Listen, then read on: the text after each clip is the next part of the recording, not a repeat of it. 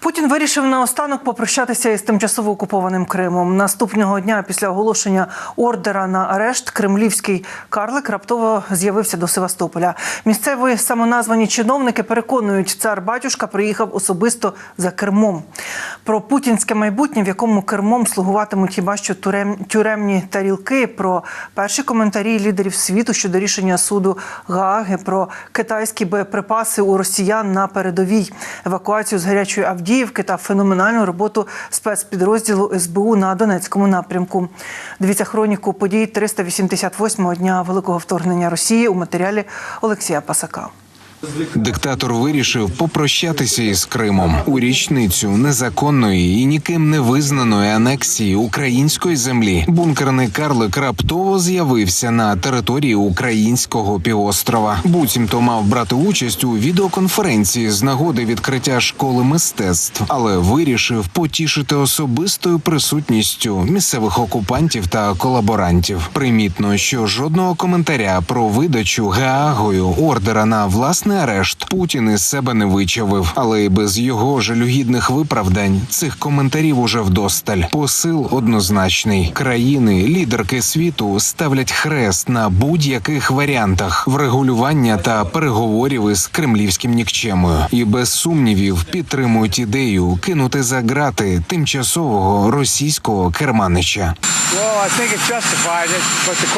Я вважаю, що це виправдано, але питання полягає і в тому, що ми не визнали Міжнародний кримінальний суд на міжнародному рівні. Але я думаю, що це дуже вагома позиція. Він явно вчиняв воєнні злочини.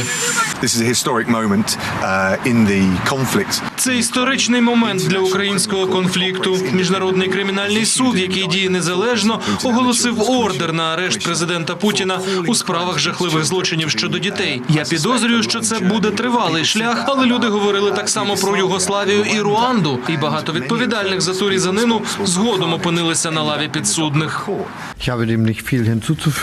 Мені нічого додати. Ніхто не може бути вище закону. Це дуже ґрунтовна основа міжнародного права. Ми всі знаємо, що Міжнародний кримінальний суд є важливою інституцією, яка отримала свій мандат через міжнародні договори. А ще німецький канцлер коментував і майбутній візит китайського президента до Москви. Шольц наголосив, війна може негайно закінчитися, якщо Росія забере з української території свої війська. Тож Сі Цзіньпіну варто це усвідомити і донести до відома кремлівського карлика. А ще Німеччина закликала Пекін слухати не лише брехливі позиції країни-ворога, а й напряму спілкуватися з офіційним Києвом. І говорити, вочевидь, буде про що. Адже якщо на словах Китай відкидає будь-які факти військової допомоги Росії, то на полі бою маємо неприємні сюрпризи. Як повідомило японське видання Kyodo News, США мають підтвердження, що окупанти використовували китайські боєприпаси. Шляхи поставок поки що невідомі, але у Вашингтоні обіцяють вжити заходів,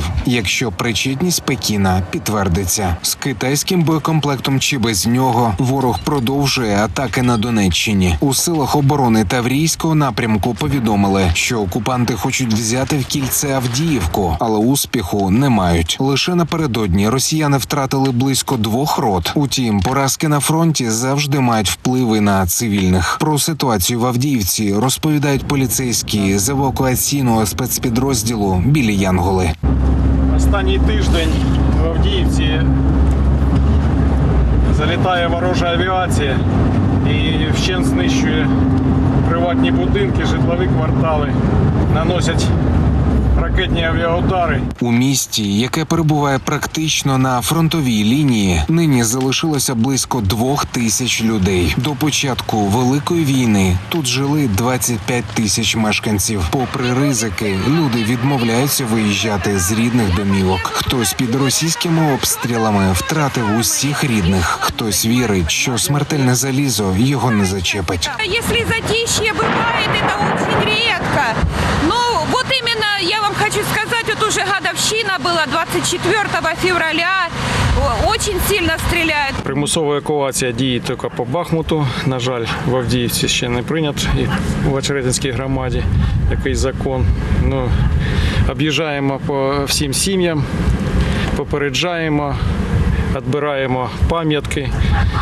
що вони повідомлення про їхню евакуацію. Із тих, хто зрештою погодився поїхати з гарячої Авдіївки, родина Світлани та 15-річного Олексія. Матір каже, що хотіла забрати із собою і бабусю, але та відмовилася, адже хотіла бути із своїми синами, які вже назавжди залишилися у місті на місцевому цвинтарі. Я согласилась только потому, что мне, конечно, ребенка жалко. 9 класс закончил, но аттестата нет. Ничего, и он нормально пожил.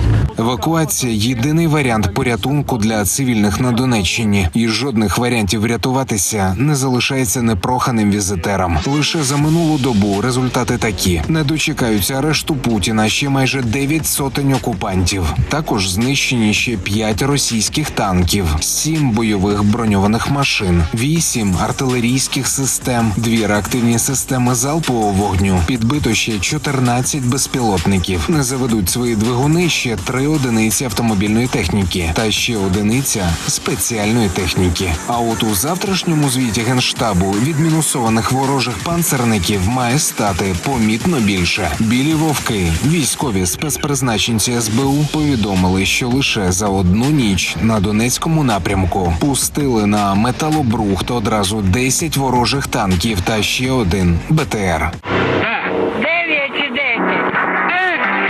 Ой, не чує баба. 10!